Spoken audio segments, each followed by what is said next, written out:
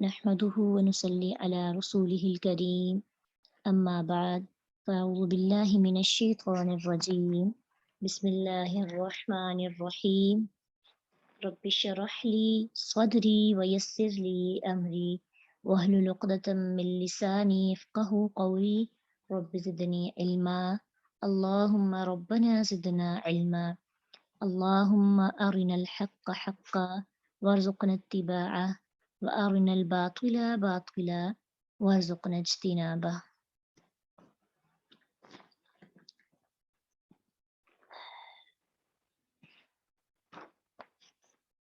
ثم أوحينا إليك أن اتبع ملة إبراهيم حنيفا وما كان من المشركين.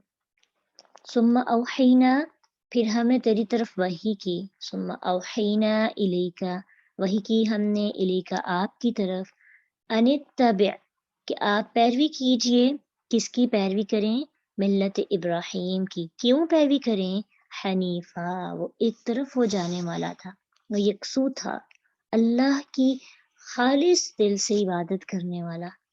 حلال اور حرام اور دین سے متعلق تمام انفارمیشن اللہ تعالیٰ نے دے کر یہ بات واضح کر دی کہ ابراہیم علیہ السلام نہ یہودی تھے، نہ نصرانی تھے، نہ ہی وہ مشرک تھے. یہ جو کفار مکہ شرک کر رہے ہیں، ابراہیم میں تو ایسی کوئی بھی بات نہیں تھی، بلکہ اصل ابراہیم کی ملت توحید پر مبنی تھی. اس میں وہی چیزیں حرام تھی جو اسلام کے اندر حرام ہے، اس میں وہی چیزیں حلال تھی جو بھی اسلام کے اندر حلال ہے. اچھا کچھ چیزیں حرام ہوئی یہود و نصارہ پر، لیکن وہ انہوں نے خود اپنے اوپر اپنی شرارتوں کی وجہ سے حرام کروائیں. ابراہیم کی ملت تو وہی ہے جو ایک فطرتی دین ہے، اور نبی صلی اللہ علیہ وسلم کو بھی ملت ابراہیم کی پیروی کرنے کا حکم دیا گیا. ابراہیم کی اس فضیلت کو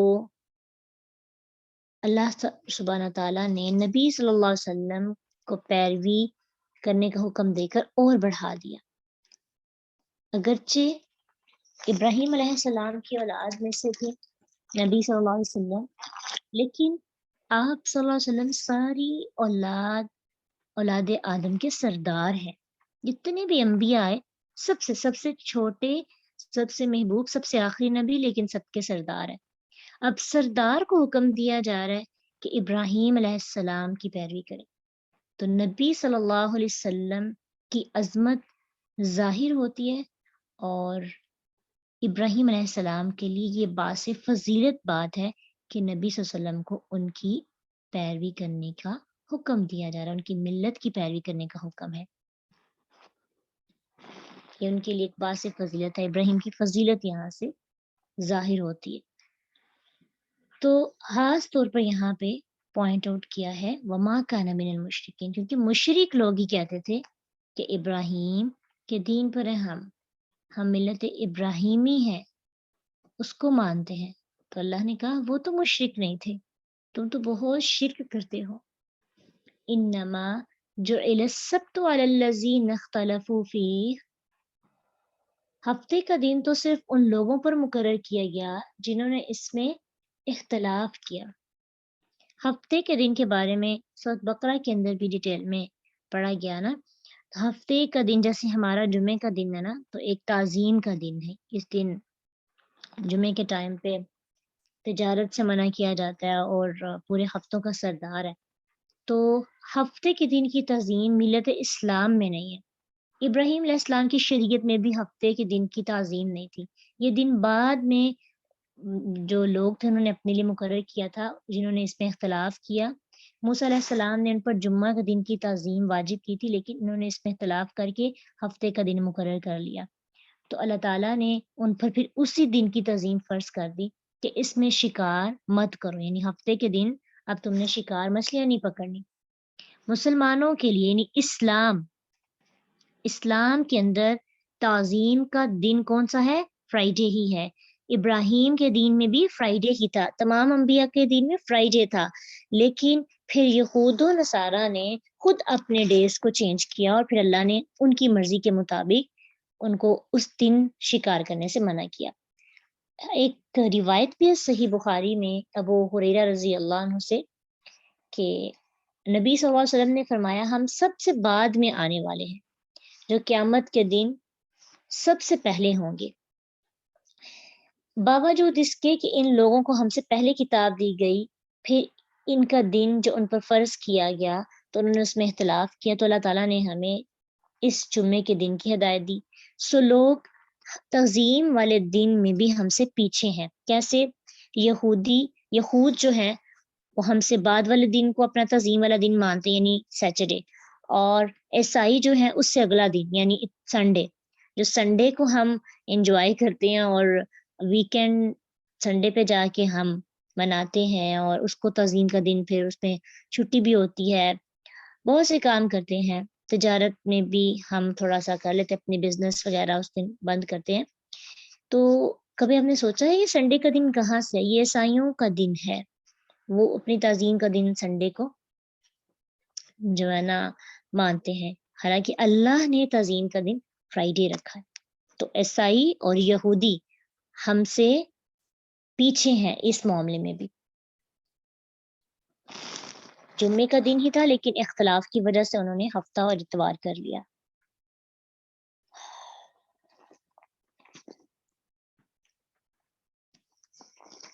جی ادھر تک تو اب لاسٹ میں کنکلوژن ہے جی پوری صورت کا، بہت خوبصورت آیات ہیں۔ ادعو الى سبیل ربک بالحکمت والموعظۃ الحسنۃ وجادلہم باللتی ہی احسن۔ ادعو بلاؤ، پکارو، دعوت دو، الی سبیل ربک اپنے رب کے راستے کی طرف، بالحکمتی حکمت کے ساتھ، والموعظتی نصیحت کے ساتھ، الحسنہ جو نصیحت اچھی ہو۔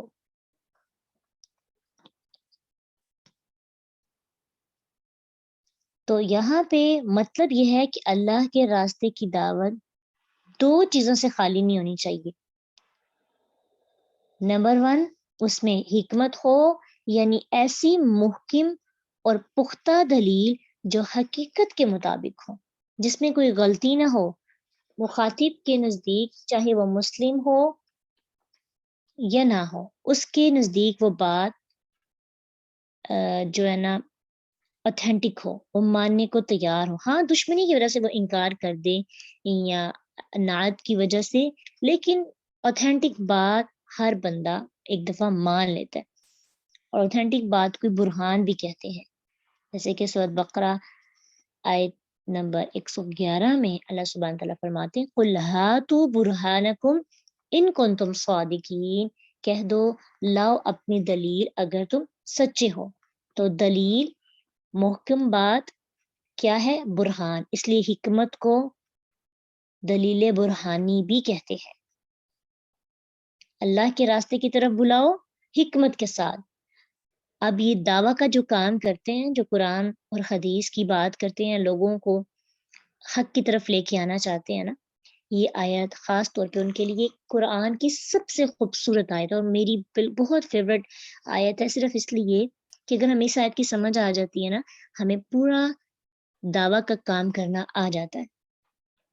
دعویٰ کا کام شروع کرنے میں پہلا سٹیپ کیا ہے؟ اوتھینٹک بات کریں، محکم بات، پختہ بات، مضبوط بات، مدلل بات، جس کے متعلق آپ کے پاس نالج ہو، اور آپ دوسرے کو بتائیں تو اس کے دماغ میں شک و شبہات نہ رہے، یعنی برہان، دلیل ہونی چاہیے، اس دلیل کی خود بھی سمجھ ہو، سامنے والے کو بھی سمجھا سکے، حکمت کے ساتھ، مصلحت کے ساتھ، بغیر اس کو ٹارگٹ کیے، اس کی انا کو ٹھیس پہنچائے ہوئے۔ اور حکمت کے اندر پھر اور بھی بہت سی باتیں آ جاتی ہیں نا، دانائی کے ساتھ، وزڈم کے ساتھ، کہ آپ جب بتا رہے ہیں تو بتاتے وقت آپ نے بہت خیال رکھنا ہوتا ہے سامنے والے کو، جیسی بات، جیسی لینگویج پسند ہے نا، اس لینگویج میں بات کریں، یہ بھی حکمت میں آتا ہے۔ یعنی ایک بندہ آپ کی سادہ زبان سمجھتا ہے، سادہ زبان میں اس کو سمجھائیں، جس کو ایگزامپلس کی ضرورت ہے ایگزامپلس کے ساتھ اس کو سمجھائیں، لوگوں کو لوگوں کے لیول پہ آ کر سمجھانا اور لوگوں کے لیول پہ آ کے بات کرنا، یہ بھی حکمت میں آتا ہے۔ یعنی حکمت کا چیپٹر بہت وسیع ہے۔ ایک حکمت تو آگے نا پکی سچی بات، پختہ بات، اور پھر حکمت کئی چیزوں پر بولا جاتا ہے، تو حکمت دانائی پر بھی، وزڈم پر بھی بولا جاتا ہے۔ تو عقل مندی کے ساتھ کام لینا ہے، عقل مند انسان انگلی نہیں اٹھاتا، کسی کی برائیوں کو ٹارگٹ کر کے اس کو پھر دعوت دینا، تو وہ بندہ جب اپنی انسلٹ فیل کرتا ہے تو پھر اس کے لیے دعوت کو قبول کرنا آسان نہیں ہوتا، مشکل ہو جاتا ہے، اس کی انا کو ٹھیس پہنچتی ہے۔ تو حکمت دانائی کے ساتھ، پختہ دلیل کے ساتھ آپ لوگوں کو اللہ کے راستے کی طرف بلائیں۔ پہلا سٹیپ دعویٰ کا یہ ہونا چاہیے۔ دوسری بات موعظہ، نصیحت، موعظہ، اور اس کے بعد حسنہ بھی آ گیا، تو سونے پہ سہاگا ہو گیا۔ دونوں ورڈز بہت ہی برانڈیڈ لفظ ہیں، اچھی نصیحت اور موعظہ، واعظ ایسی نصیحت کو کہا جاتا ہے کہ مخاطب کے دل کو نیکی کے عمل کے لیے نرم کرے، ایسی بات جو سامنے والا ہے اس کے دل کو نرم کر دے اور وہ بندہ نیکی کرنے کی طرف آمادہ ہو جائے، یا پھر بدی کے خلاف ابھار دے، ترغیب کے ذریعے یا ترہیب کے ذریعے۔ ترغیب کہتے ہیں موٹیویشن، اور ترہیب ڈرانا، ڈرانا، خوف، اللہ کا خوف دینا، جیسا کہ سورۃ نساء 63 میں اللہ سبحانہ تعالیٰ فرماتے ہیں فَأَعْرِضْ عَنْهُمْ وَعِظْهُمْ وَقُلْ لَهُمْ فِي أَنفُسِهِمْ قَوْلًا بَلِيغًا۔ تو ان سے دھیان ہٹا لے، انہیں واز کر اور ان سے ایسی بات کیا جن کے دلوں پر بہت اثر کرنے والی ہو، قولاً بلیغا، دل پر اثر کرنے والی بات، اسے دلیل خطابی کہتے ہیں۔ حکمہ کون سی تھی؟ دلیل برہانی، اور اسے دلیل خطابی کہتے ہیں۔ تو دعوت کا ایسا سلوک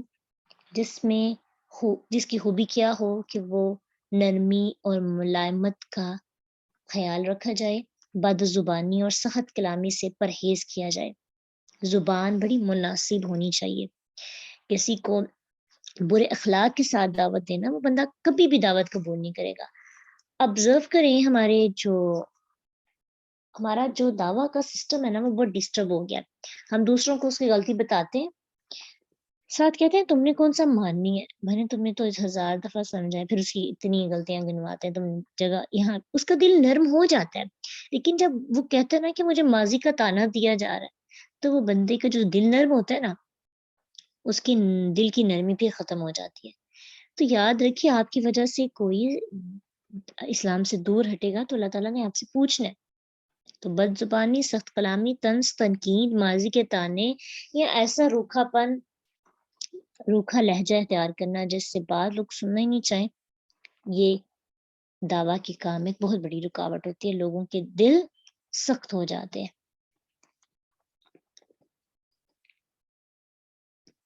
اور سورۃ طٰہٰ آیت 44 میں موسیٰ اور ہارون کے بارے میں یہ بات آتی ہے نا، فَقُولَا لَهُ قَوْلًا لَّيِّنًا لَعَلَّهُ يَتَذَكَّرُ أَوْ يَخْشَىٰ، بس اس سے بات کرو نرم بات، اس امید پر کہ وہ نصیحت حاصل کریں یا پھر ڈر جائیں۔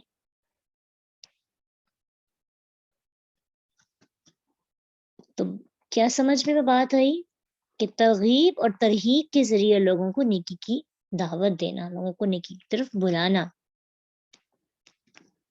یہ ہے دعویٰ کا کام کرنے کے لیے دوسرا سٹیپ۔ پہلا سٹیپ کیا تھا؟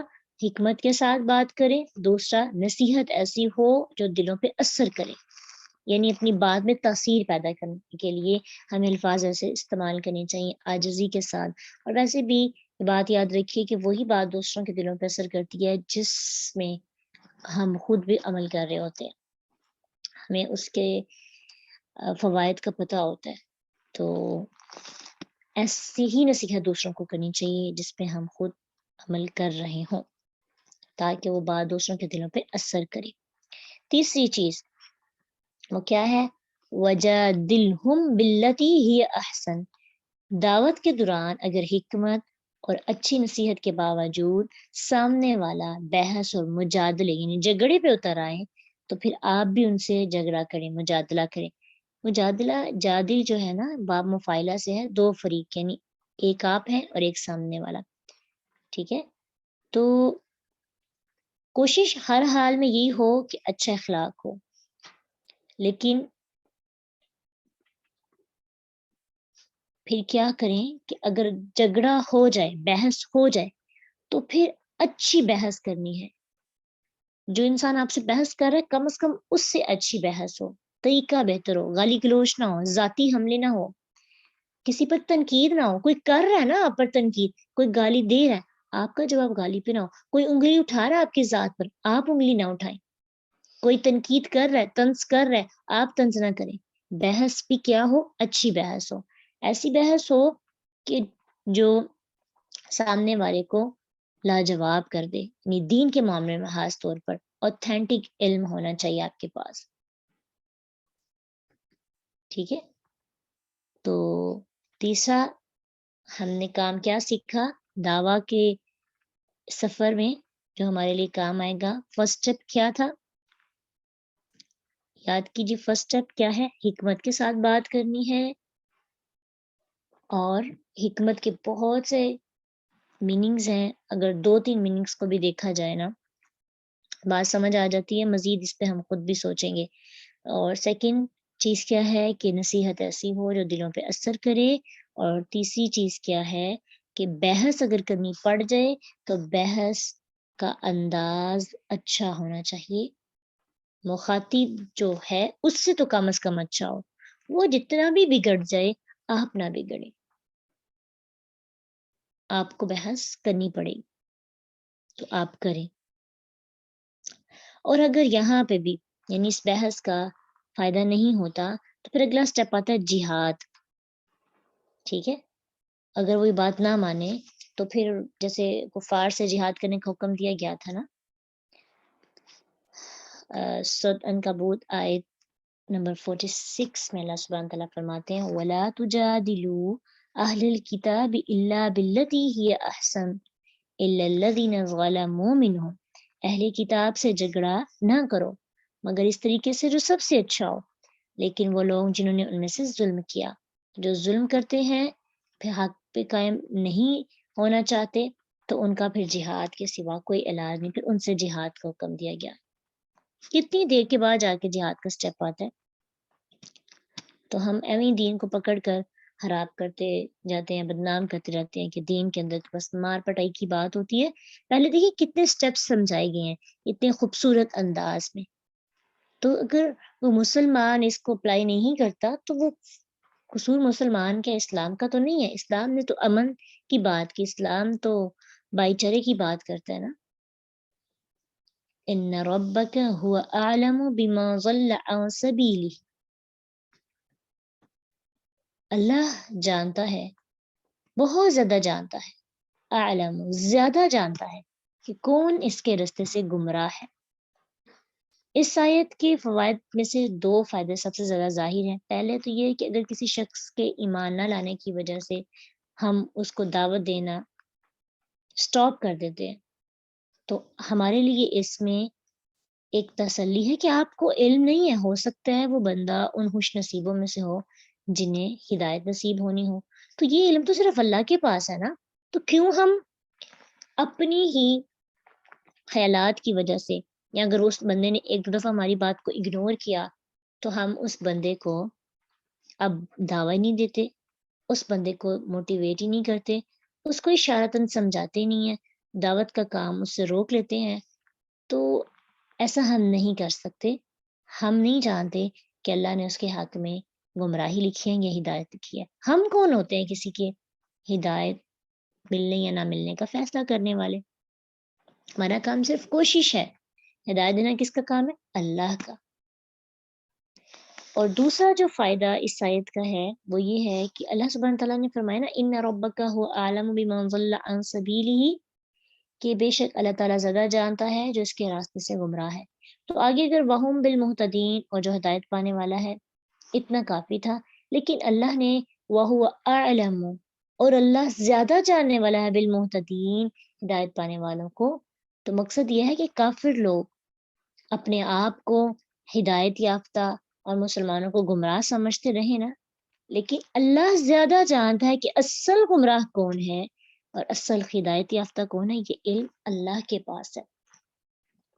دونوں طرح اس کی ہم ٹرانسلیشن کر سکتے ہیں، دونوں طرح اس کی تفسیر کر سکتے ہیں. ایک اس لحاظ سے کہ ہم یہ سوچ کر کہ فلاں نے میری بات مان لی، فلاں نے نہیں مانی، اب میں نے اس بندے کو تو بات سمجھانی کرنی ہے اور دوسروں کو میں نے کچھ نہیں کہنا کرنا. ہمت جو ہے نا، ہار دینے والا جو کام، تو ایسا نہیں کرے. اللہ تعالیٰ جانتے ہیں کہ کس کو ہدایت ملی، کس کو نہیں ملی. ہو سکتا ہے جو ابھی آپ کی بات مان رہا ہے، کل کو وہ گمراہ ہو جائے. جو بات ابھی آپ کی نہیں مان رہا، اللہ اس کے حق میں ہدایت لکھ دے. تو ہم ظاہر دے کر کسی کے بارے میں اس کو جج نہیں کرنا، ججمنٹل نہیں کرنا. جب ہم ججمنٹل بن جاتے ہیں نا، تو لوگ ہم سے دور ہو جاتے ہیں. دعویٰ کا کام کرنے والے کو خاص طور پر غیر جانبدار ہو کر فیصلہ کرنا پڑتا ہے، کسی ایک کی طرف نہیں. جو مان رہا ہے اور جو نہیں مان رہا، سب کی ایک جیسی ہی رسپیکٹ کرے نا. پھر ایسا ہوتا ہے کہ جو نہیں مانتا وہ اور دور ہو جاتا ہے. ہاں، دل کے اندر تو بات آ جاتی ہے، لیکن ظاہری طور پر اس بندے کو الگ کر کے دکھانا ہے کہ دیکھیں اتنے بندوں نے بات مان لی، یہ فلاں نے نہیں مانی. تو یہ پھر اگلے بندے کی برائیوں کو سامنے لایا جا رہا ہے نا، تو وہ پکا ہو جاتا ہے کہ میں بدنام تو ہو گیا ہوں، اب مجھے مانے یا نہ مانے سے کیا فرق پڑے گا. اب مزید جو ہے خوبصورت ایک اور آیت، وَإِنْ عَاقَبْتُمْ فَعَاقِبُوا بِمِثْلِ مَا عُوقِبْتُمْ بِهِ، اگر تم بدلہ لو تو اتنا ہی بدلہ لو جتنی تمہیں تکلیف دی گئی ہے. وَلَئِنْ صَبَرْتُمْ، اور اگر تم صبر کرو، لَهُوَ خَيْرٌ لِلصَّابِرِينَ، تو البتہ یقیناً صبر کرنے والوں کے لیے صبر کرنا بہت بہتر ہے. اس کا ایک تعلق تو پچھلی آیت سے ہے کہ اگر تم پر زیادتی کرے تو بدلے میں اتنی تم زیادتی کرو جتنی اس نے کی. مثلا کوئی بحث میں اتنا آگے بڑھ جائے کہ وہ زیادتی پہ اتر آئے اور تمہارے پاس کوئی چارہ نہ ہو، ٹھیک ہے، تو تم پھر اتنی ہی زیادتی کرو جتنی اس نے کی. لیکن ساتھ ہی کہا اگر صبر کرو گے نا تو فائدہ ہے، بہتری ہے. چپ ہو جاؤ، خاموش ہو جاؤ، چھوڑ دو اس کو. اس نے 4 باتیں کی، تم نہ کرو. کر لو گے، اجازت ہے، رخصت ہے، لیکن عظیمت کیا ہے کہ اللہ کی رضا کے لیے معاف کر کے آگے بڑھ جاؤ. اس آیت سے 2 مسئلے اور بھی واضح ہوتے ہیں. اگر ویسے ظلم و زیادتی کی بات کی جائے نا، کہ قتل وغیرہ کا قصاص اسی طریقے سے لینا ہے جس طرح سے قاتل نے قتل کیا.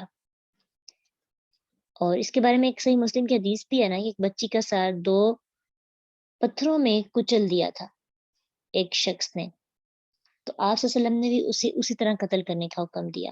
پھر اسی طرح ایک صحیح بخاری میں بھی حدیث ہے کہ رسول اللہ صلی اللہ علیہ وسلم کے حکم سے آپ کے چرواہوں کو قتل کرنے والے اور اونٹنیاں لے جانے والے مجرموں کو قصاص میں اسی طرح ان کی آنکھوں میں گرم سلائیاں پھیری گئیں جیسا انہوں نے ان جانوروں کے ساتھ کیا تھا. تو جو جیسے کسی کو مارتا ہے ویسے ہی اسے مارے، زیادتی نہیں کرے. کم کر دیں تو کوئی بات نہیں، صبر کریں گے، معاف کر دیں گے تو بہترین اجر ہے. لیکن اگر بدلہ لینا ہے تو اتنا ہی بدلہ لیں جتنی کسی نے زیادتی کی ہے آپ کے ساتھ. اگر زیادہ لگیں گے تو پھر ہم زیادتی کرنے والوں میں شامل ہو جائیں گے، لیکن اگر اتنا ہی لیں گے جتنی فلان کسی نے زیادتی کی تو پھر وہ ہمارا بدلہ ہوگا. اور ایک اور بات اس سے ایک سمجھ میں آتی ہے جو مفسرین نے بات سمجھائی کہ اگر کوئی شخص کسی کے مال میں خیانت کرے یا اس کا مال لے لے یا کوئی چیز لے کر واپس نہ دے، تو پھر مظلوم کو اس کا مال یا کوئی چیز اس کے ہاتھ میں کبھی آئے تو وہ اس کے پاس، یا پھر وہ بندہ اس کے پاس امانت رکھے تو وہ اسے اپنے مال کے برابر اس میں سے لے سکتا ہے. یہ بھی جائز ہے. سمجھ آئی بات؟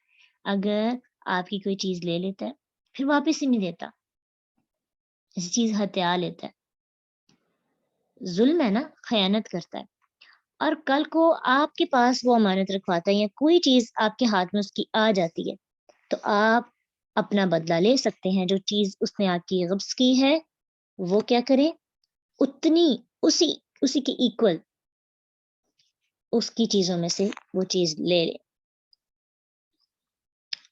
اب کچھ لوگوں نے اس بات سے منع بھی کیا ہے اور اس میں وہ ایک دلیل یہ دیتے ہیں کہ جو ابو داؤد کی حدیث ہے کہ نبی صلی اللہ علیہ وسلم نے فرمایا جو شخص تمہارے پاس امانت رکھے اس کی امانت ادا کرو اور جو تمہاری خیانت کرے اس کی خیانت مت کرو. یہ حدیث بالکل ٹھیک ہے، لیکن صحیح ماننے کی صورت میں یہ بھی ہم کہہ سکتے ہیں کہ اپنا مال واپس لینا خیانت نہیں ہے، یعنی اپنا مال واپس لینا گویا کہ بدلہ لینا ہے. اس مسئلے کی سمجھ آ گئی ہے نا؟ دو مسئلے ہمیں سے سمجھ میں آئے. ایک مسئلہ یہ ہے کہ قصاص کے معاملے میں اتنی ہی زیادتی مطلب اتنا ہی ہم اس کو سزا دیں گے، اتنی سزا دیں گے جتنی اس نے زیادتی کی ہے. اور اگر اس صورت میں کہ کوئی ہم پر ظلم کرتا ہے، ہمارا مال لے لیتا ہے، تو کل کو اس کا مال ہمارے ہاتھ آتا ہے تو اپنے مال کی کٹنگ کر کے اس کا واپس دے سکتے ہیں، حساب کتاب کر سکتے ہیں. لیکن والا ان صبرتم لہو خیر للصابرین، اگر اللہ تعالیٰ ظالم سے بدلہ لینے کی اجازت دیتے ہیں تو پھر اللہ معاف کرنے والے کو، صبر کرنے والے کو اجر عظیم بھی عطا فرماتے ہیں. سورہ شورا آیت 39-40 میں اللہ سبحانہ تعالیٰ فرماتے ہیں والذین اذا اصابہم، اور وہ لوگ جب ان کو پہنچتی ہے البغی کوئی بھی زیادتی، ہم ینتصرون تو وہ بدلہ لیتے ہیں. اور پھر اگر کسی برائی کا بدلہ، یعنی وہ اور کسی برائی کا بدلہ اس کی مثل ایک برائی ہے، یعنی اگر کسی نے ایک دفعہ آپ کے ساتھ زیادتی کی ہے تو آپ بھی ایک دفعہ ہی کریں گے. اور پھر جو معاف کر دے فمن عفا واصلح فاجرہ علی اللہ، پھر جو معاف کر دے اور اصلاح کر لے تو اس کا اجر اللہ کے ذمہ ہے. انہ لا یحب الظالمین، بے شک اللہ ظالموں سے محبت نہیں کرتا. صحیح بخاری میں بھی کچھ اقوال نقل کیے گئے ہیں اور اس میں خاص طور پہ یہ چیز بیان کی گئی ہے کہ صحابہ کرام رضی اللہ عنہم ذلت قبول کرنے کو ناپسند کرتے تھے، یعنی بدلہ لیتے تھے، لیکن جب وہ قدرت پا لیتے اپنے نفس پر اور اس چیز کی طاقت رکھتے تو وہ معاف بھی کر دیتے تھے. ٹھیک ہے، اس لیے اگر کبھی زندگی میں ہمارے ساتھ کوئی زیادتی کرتا ہے اور ہمارے پاس اتنی طاقت ہے کہ ہم اس کو معاف کر سکیں تو پھر صبر کرنے والا رستہ اختیار کرنا چاہیے بجائے اس کے کہ بدلہ لے لے. بدلہ لے کے وقتی طور پر ہمیں تسکین تو پہنچ جاتی ہے، لیکن اکثر ایسے ہوتا ہے کہ سامنے والے کی تکلیف کا احساس پھر ہمیں ہوتا رہتا ہے. تو جب ہم معاف کر دیں گے تو ہو سکتا ہے اللہ سبحانہ تعالیٰ کو ہماری دعا اتنی پسند آئے کہ قیامت کے دن ہمارے کسی عمل پر ہمیں معافی مل جائے. صبر کرنے والوں کو تو اللہ بغیر حساب کے عطا کرتے ہیں نا. جو صبر کرتا ہے نا اس کو جو اجر ملتا ہے اس کا کوئی حساب ہی نہیں، کاؤنٹ لیس، اس کو گنا ہی نہیں جا سکتا. تو اللہ سے کہتے ہیں اللہ ہمیں بغیر حساب کے جنت عطا کر. تو پھر ویسے کام بھی تو کرنے چاہیے. جب صبر کی باری آتی ہے تو سب کا صبر ختم ہو جاتا ہے. صبر کرتے ہوئے بھی 10 دفعہ اگلے بندے کو باتیں سنا دیتے ہیں. صبر میں ہے تو اتنا شکوہ کرتے ہیں، تو اگر صبر نہ ہو تو پھر ہم کیا کریں. صبر میں ہے تو طنز کرتے ہیں، صبر میں ہے تو سامنے والے نے جو ایک بات کی اس کی 10 باتیں کہہ دیتے ہیں، پھر بھی ہم کہتے ہیں ہم صبر میں. ہمیں نا صبر کی ڈیفینیشن نہیں آتی. صبر کہتے کس کو ہے؟ رک جانا، خاموش ہو جانا، دلی طور پر بھی، اندر بھی شکوہ نہ ہو، زبان پہ بھی شکوہ نہ ہو، اور پھر اس کا برا بھی نہ چاہیں، خاموش، معاف کر دیا، ڈیلیٹ کر دیا، سب کچھ نہیں یاد. ہمیں زیادتی کی ہے، درد ہے، لیکن ہمارے پاس طاقت بھی ہے بدلہ لینے کی، مگر ہم اللہ کی رضا کے لیے معاف کر رہے ہیں، بدلہ نہیں لے رہے، پھر شکوہ بھی نہیں کر رہے، پھر یہ بھی نہیں کہہ رہی کہ اللہ میں نے تو اس سے بدلہ نہیں لیا، آپ لے لیں، اس کا برا بھی نہیں چاہتے. ٹھیک ہے. شاہ عبد القادر رحمہ اللہ نے ادعو الی سبیل سے لے کر یہاں تک کا ایک خلاصہ بیان کیا چند الفاظ میں. کہتے ہیں پہلے جو فرمایا سمجھایا کہ بلی اچھے طریقے کے ساتھ بات کو سمجھایا، پھر اللہ نے اس میں رخصت دی کہ بدی کے بدلے بدی یعنی بری چیز نہیں ہے، بدلہ لے لو تو برا نہیں ہے، لیکن صبر زیادہ بہتر ہے. جیسے آپشنز دیے جاتے ہیں نا کہ فلاں کام ہے، فلاں کی بھی اجازت ہے، فلاں کی بھی، اگر یہ کر لو گے تو زیادہ بہتر ہے. تو اللہ ہمیں زیادہ بہتر کرنے والوں میں شامل کرے. مثلا اگر آپ کسی شاپ پہ جاتے ہیں تو آپ کو 2-3 ڈریس دکھائے جاتے ہیں،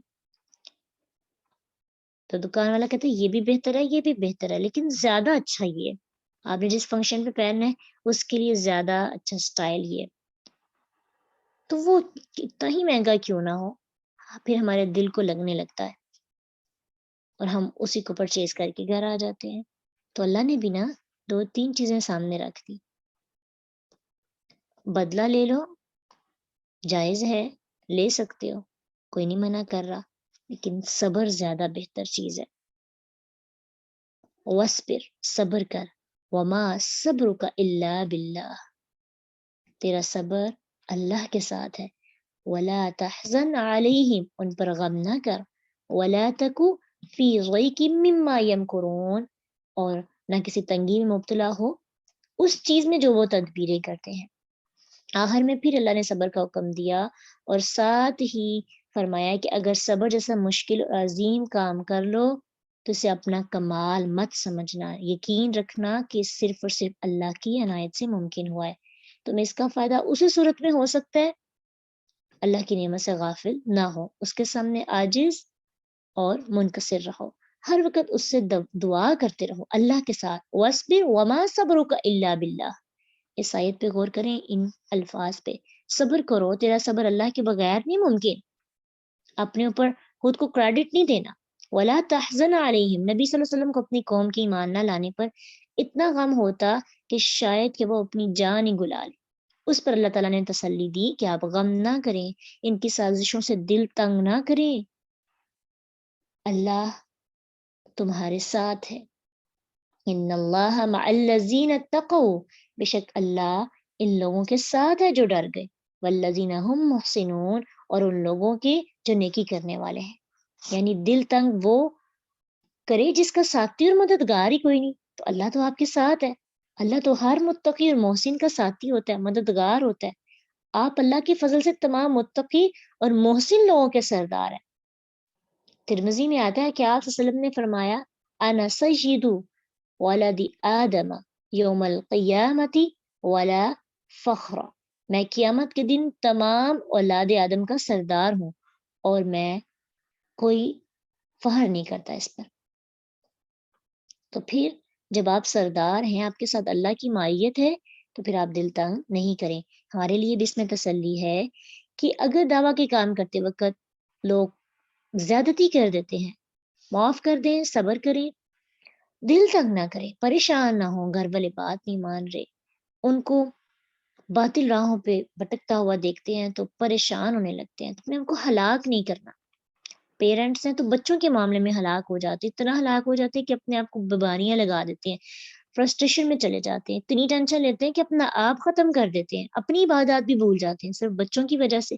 یہ واقعی حقیقی ٹینشن ہوتی ہے. لیکن ہمارے لیے وَلَا تَقُ فِي ضَيْقٍ مِّمَّا يَمْكُرُونَ وَلَا تَحْزَنْ عَلَيْهِمْ إِنَّ اللَّهَ مَعَ الَّذِينَ اتَّقَوْا.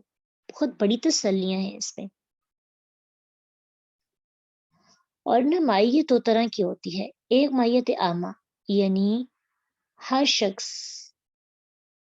ہر محلوق کو یہ حاصل ہے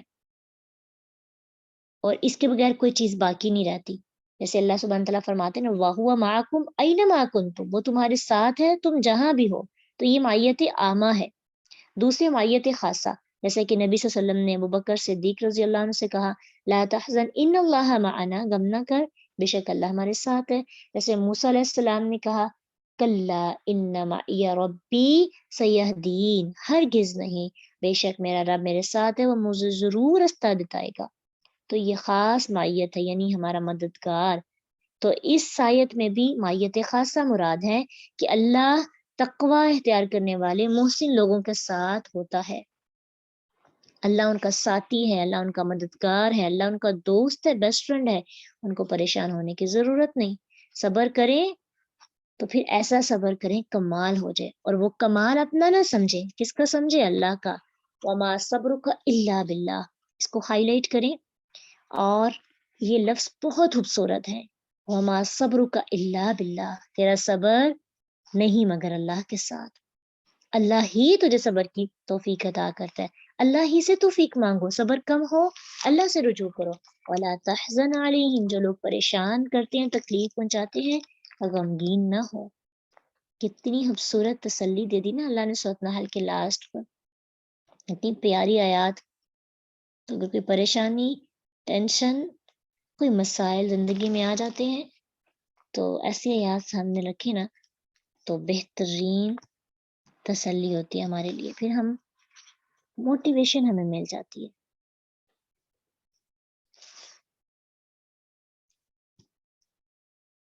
اللہ ہم سب کو صابرین میں شامل کرے، اللہ ہم سب کو نیک لوگوں کی، محسن اور تقوی والے لوگوں میں اللہ میں شامل فرما لے۔ اللہ ہم سے ہماری کوششیں قبول کر لے۔ چھوٹی موٹی کوششیں کرتے ہیں، ٹوٹی پھوٹی سی، بس ڈر اس ایک چیز کا ہے کہ کہیں یہ کوششیں رہ گا نہ چلی جائے، کہیں ہمارے سکے کھوٹے نہ ہو۔ اللہ خالص نیت کے ساتھ، جیسے ابراہیم علیہ السلام کی نیت تھی، اللہ اس نیت کے ساتھ ہمیں بھی قرآن سیکھنے اور سکھانے کی توفیق عطا کر، ہماری نیتوں میں اخلاص پیدا کر دے، ہم سے راضی ہو جا، ہمیں صبر کرنے والوں میں شامل کر، ہمیں شاکرین میں شامل کر، ہمیں محسنین میں، قانتین میں شامل فرما رہے اللہ، مقربین میں، متقین میں، متطہرین میں، اور توبہ کرنے والوں میں۔ ہم تجھ سے راضی ہیں اللہ، تو ہم سے راضی ہو جا، ہمیں زندگی گزارنے کے طریقے سکھا دے، ہمیں قرآن کا ادب سکھا دے، قرآن کی قدر کرنے والوں میں شامل فرما لے، جو قرآن کی قدر کرتے ہیں، جیسی قدر کرتے ہیں اللہ ہمیں بھی ویسی قدر کرنا سکھا، اور ہم اس کا حق ادا کر سکیں، جو اس کا حق ہے، ہم اس کو ویسی عزت دے سکیں جیسی عزت اس کو ملنی چاہیے۔